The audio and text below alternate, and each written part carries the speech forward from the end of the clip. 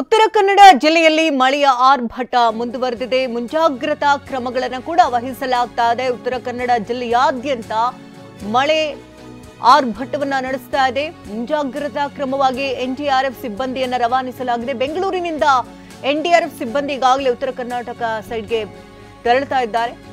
ಇವತ್ತು ಕಾರವಾರ, ಕುಮಟಾ, ಅಂಕೋಲಾಗೆ ಸಿಬ್ಬಂದಿ ಭೇಟಿಯನ್ನ ಕೊಡ್ತಾ ಇದ್ದಾರೆ. 35 ಸಿಬ್ಬಂದಿಯ 2 ಎನ್ಡಿಆರ್ಎಫ್ ತಂಡವನ್ನ ರವಾನೆ ಮಾಡಲಾಗಿದೆ. ಬೆಂಗಳೂರಿನಿಂದ ಭಾರೀ ಮಳೆ ಸುರಿತಾ ಇರುವಂತಹ ಹಿನ್ನೆಲೆಯಲ್ಲಿ ಎನ್ಡಿಆರ್ಎಫ್ ಸಿಬ್ಬಂದಿಯನ್ನ ರವಾನಿಸಲಾಗಿದೆ. ಉತ್ತರ ಕನ್ನಡ ಜಿಲ್ಲೆಯಾದ್ಯಂತ ಮಳೆ ಆರ್ಭಟ ಯಾವ ಮಟ್ಟಕ್ಕಿದೆ ಅಂತ ಗಮನಿಸ್ತಾ ಇದ್ದೀರಿ. ಮಳೆ ಒಂದೇ ಸಮನೆ ಸುರಿತಾ ಇರುವುದರಿಂದಾಗಿ ಜನಜೀವನ ಅಸ್ತವ್ಯಸ್ತವಾಗಿದೆ. ರಸ್ತೆಗಳೆಲ್ಲವೂ ಕೂಡ ಕೆರೆಯಂತೆ ಭಾಸವಾಗುತ್ತಿದೆ. ಇನ್ನು ಜಲ ದಿಗ್ಬಂಧನಕ್ಕೆ ಒಳಗಾಗಿದೆ ಉತ್ತರ ಕನ್ನಡ ಜಿಲ್ಲೆ.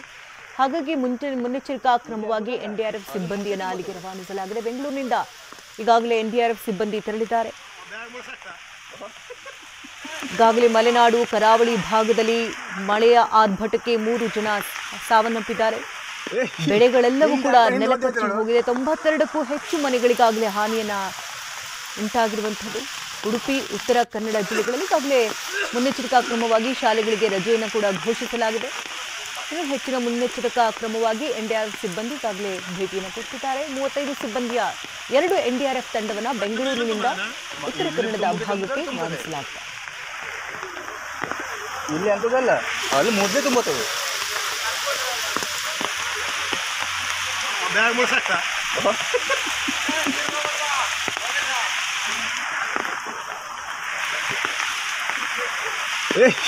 ಹಿಂದೆ ಹಾಕೊಂಡು ಹಿಂದೆ ಓದಿ ಹೋಯ್ತು ನೋಡು.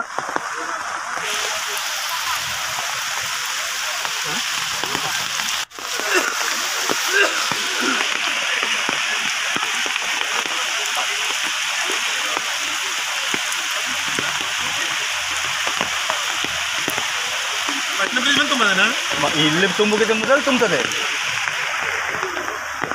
ಇಲ್ಲಿ ಅಂತದಲ್ಲ, ಅಲ್ಲಿ ಮುದ್ದೆ ತುಂಬುತ್ತವೆ.